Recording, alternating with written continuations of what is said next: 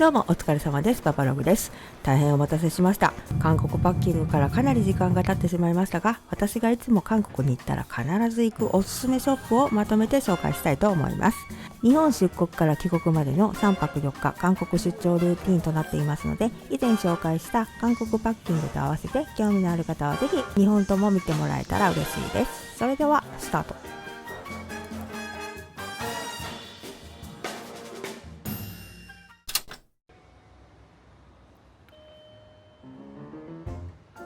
韓国の出発初日は5時半に起きて、京都駅から関空までリムジンバスで向かいます。航空会社は LCC のジンエアです。アプリでウェブチェックインを済ませて、あとはバスに乗って1時間半寝てたら関空に着きます。荷物が重かったり多かったりすると、最初に荷物をトランクに預けられるバスは乗り換えもなく座席に大荷物を横に置かずに移動せずに済むので、やっぱりバスが便利です。ウェブチェックインを済ませているので搭乗手続きもスムーズ。並んでる人を横目に合法的に順番を抜かして荷物を預けます。関空はリニューアルしてから保安検査場のチェックがびっくりするぐらい早く終わります。免税店で化粧品を物色してから日本で準備できることを済ませて、あとは搭乗を待つだけです。だいたい往復3万円ぐらいの時を選んで3泊4日で韓国に行っています。関空からインチョン空港までは約1時間半ほどで到着します。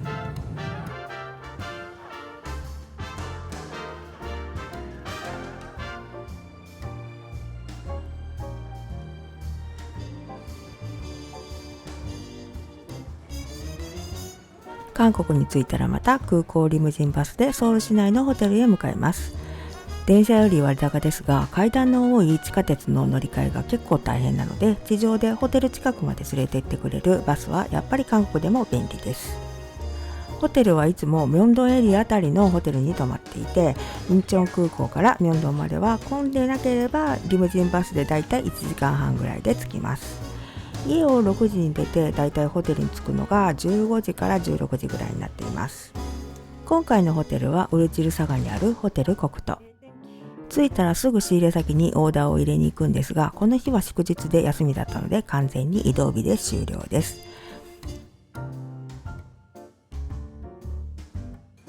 初日の夜ご飯は韓国に来てるのに決まってミョンドンにあるディンタイフン。1人分の量を食べられるディンタイフンは滞在中に2回行くこともあります。ここのチャーハンと小籠包を食べるのが韓国滞在ルーティンのスタートになっています。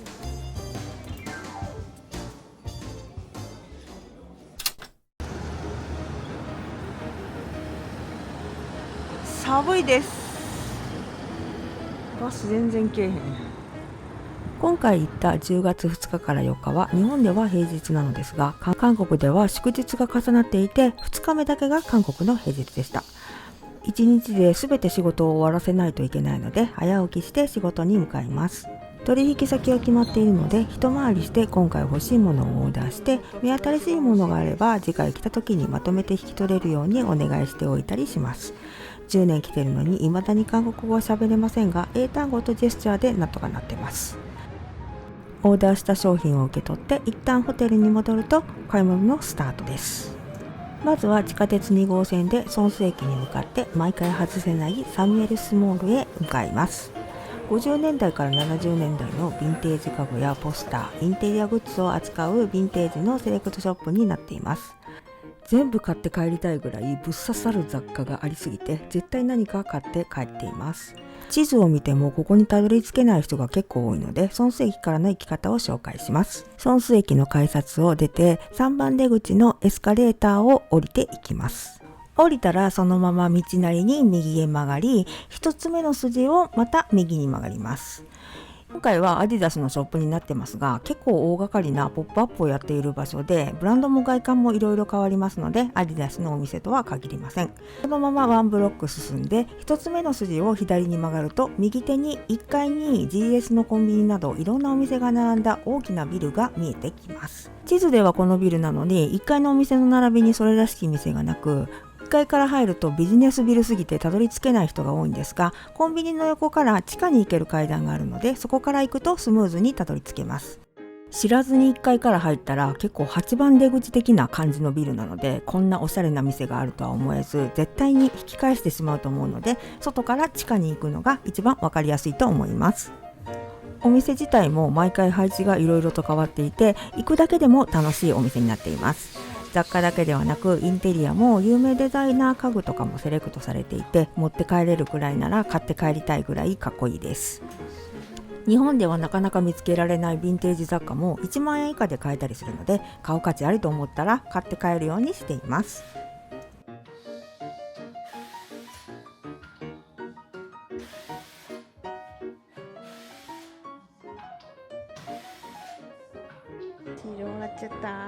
ヴィンテージの商品だけでなくオリジナル商品も販売しているので、新しいアイテムが出ていたら買って帰るようにしています。韓国パッキングでも紹介した USB コートはこちらのものです。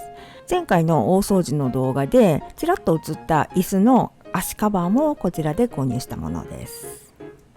ヴィンテージの時計好きなので、結構買える値段のものがあればヴィンテージの時計は買って帰るようにしています。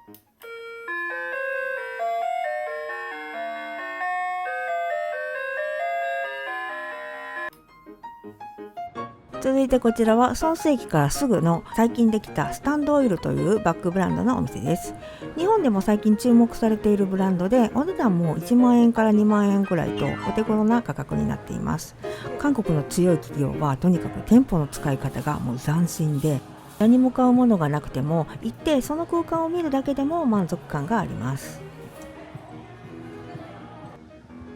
その代表的なのがタンバリンズのソンスの建物です。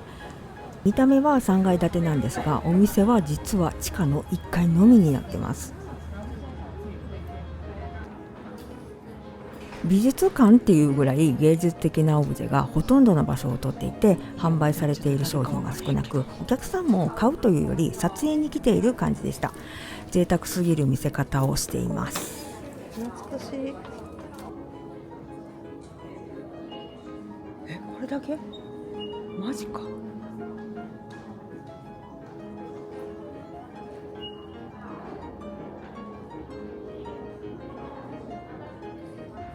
今は終了しているんですが、10月に行ってたまたまやっていたテクラのポップアップショップです。持っていったらおしゃれ確定のタオルがある有名なお店になっています。タオルの他にもパジャマやベッドシーツ、枕カバー、いろいろあるんですけども、タオル以外はちょっとなかなか手が出ないお値段のお店になっています。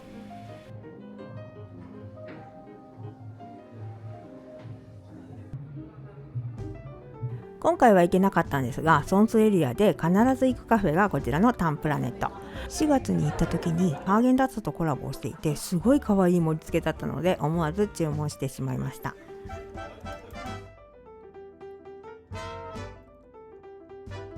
ご覧の通り食べ方ちょっと難しかったです。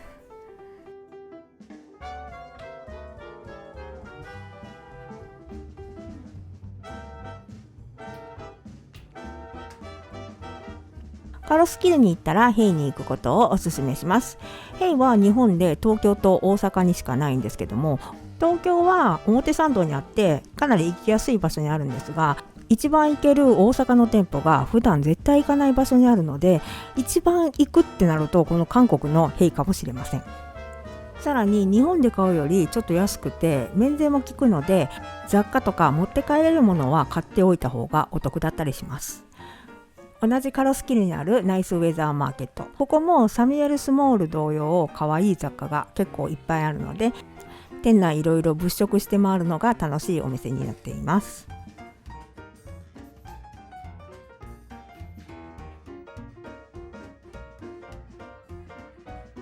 このハイヒールの可愛いお香立て4000円ぐらいだったので買って帰りました。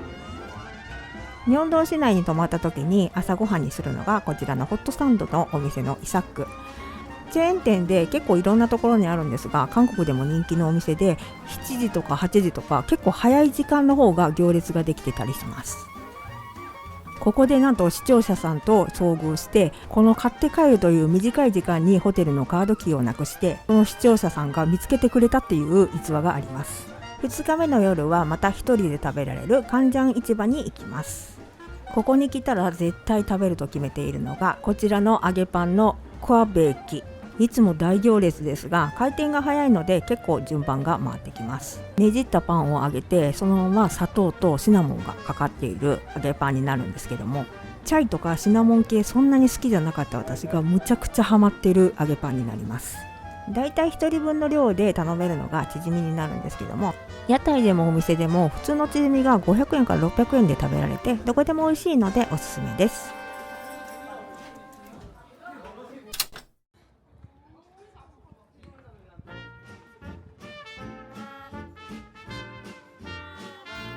3日目もお買い物でキョムボックンにあるステーショナリーショップオールライトに行きました。オリジナルのスケジュール帳や日記、マスキングテープ、ポストカードなど書くのが好きな人にはたまらないお店だと思います。日付も自分で書くタイプのものが多いのでパレットジャーナルとか書く人には最適だと思います。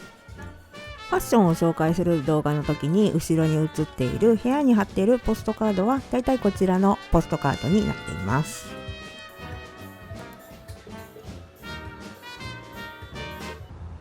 もう一つ必ず行くエリアがアックジョンドン。カラリアデパートのイースト間の向かいにセレクトショップのベーカー、ディルチエコルソコモ、コスが並んでいるので3店舗まとめてチェックします。ベーカーには私がいつも紹介している一見トルフのガラスの食器がたくさん揃えてあるので必ず何か買って帰るようにしています。あとオートリーのスニーカーも豊富で韓国のデザイン雑貨や服のセレクトもおしゃれなブランドが多いのでおすすめです。アックジョンでこの3店舗を一通り見た後は歩いてチュロスを食べにミニュートパピオンに向かいます。アックジョンロデオ駅の5番出口から徒歩10分ぐらいで行ける場所にあります。店内が小さくお店で食べるのはかなり待たないと食べられない人気店なんですが、6月に行った時にたまたま空いてたので店内で食べました。チュロスが外がカリッカリでもう今まで食べた中で一番美味しいチュロスだったんで、もうここのチュロス以外は食べられなくなっています。私の一番のおすすめはオリーブペッパーアイスクリームチュロスで、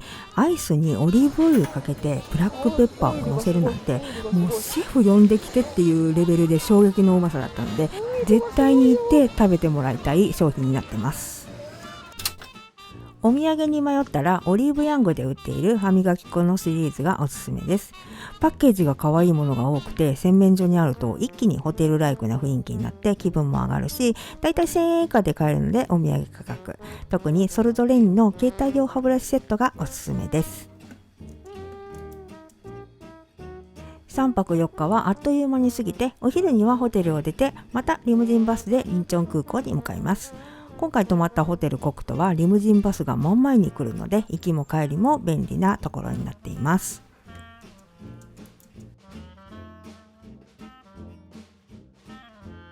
パリバケットというパン屋さんにインチョン空港限定で売っているお菓子があるんですが、これがもう完全に味も食感もプレスバターサンドです。もちろん美味しいのでお土産に買って帰るのもおすすめです。